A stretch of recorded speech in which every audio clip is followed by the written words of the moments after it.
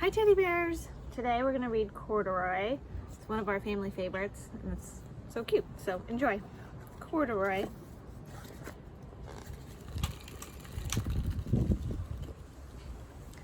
Corduroy is a bear who once lived in the toy department of a big store.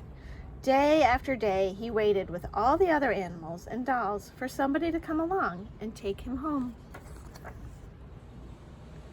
The store was always filled with shoppers buying all sorts of things, but no one ever seemed to want a small bear in green overalls. Then one morning, a little girl stopped and looked straight into Corduroy's eyes. "Oh, Mommy," she said, "look, there's the very bear I've always wanted." "Not today, dear," her mother sighed. "I've spent too much already. Besides, he doesn't look new. He's lost the button on one of his shoulder straps." Corduroy? Corduroy watched sadly as they walked away. "I didn't know I'd lost a button," he said to himself. "Tonight I'll go see if I can find it." Late that evening, when all the shoppers had gone and the doors were shut and locked, Corduroy climbed carefully down from his shelf and began searching everywhere on the floor for his lost button. Suddenly, he felt the floor moving under him. Quite by accident, he had stepped onto an escalator, and up he went. Could this be a mountain, he wondered? I think I've always wanted to climb a mountain. He stepped off the escalator as it reached the next floor, and there, before his eyes, was an amazing sight. Tables and chairs and lamps and sofas, rows and rows of beds. "This must be a palace," Corduroy gasped. "I guess I always wanted to live in a palace." He wandered around admiring the furniture. "This must be a bed. I've always wanted to sleep in a bed." And he crawled up onto a large, thick mattress. All at once he saw something small and round. "Why, there's my button," he cried, and he tried to pick it up. But, like all the other buttons on the mattress, it was tied down too tight. He yanked and pulled the butt with both paws until pop! Off came the button, and off the mattress Corduroy toppled, bang, into a floor lamp, and it fell over with a crash. Corduroy didn't know it, but there was someone else awake in the store. The night watchman was doing his rounds on the floor above. When he heard the crash, he came dashing down the escalator.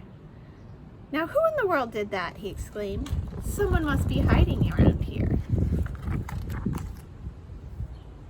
He flashed his light under and over sofas and beds until he came to the biggest bed of all.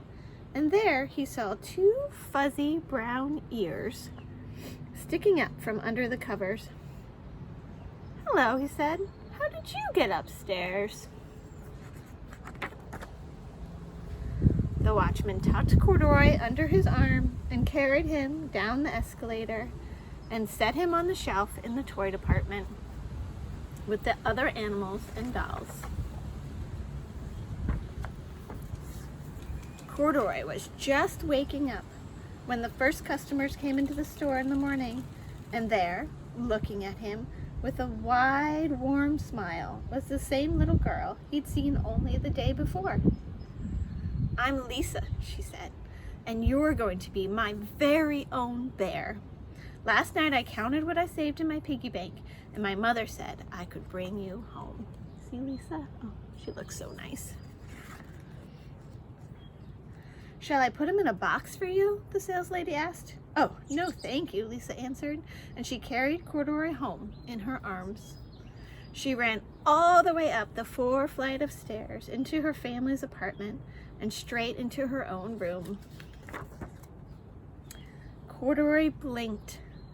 There was a chair and a chest of drawers, and alongside a girl-sized bed stood a little bed that was just the right size for him. The room was small, nothing like the enormous palace in the department store. "This must be home," said Corduroy. "I know," I've always wanted a home. Lisa sat down with Corduroy on her lap and began to sew a button on his overalls. I like you the way you are, she says, but you'll be more comfortable with your shoulder strap fastened. You must be a friend, said Corduroy. I've always wanted a friend.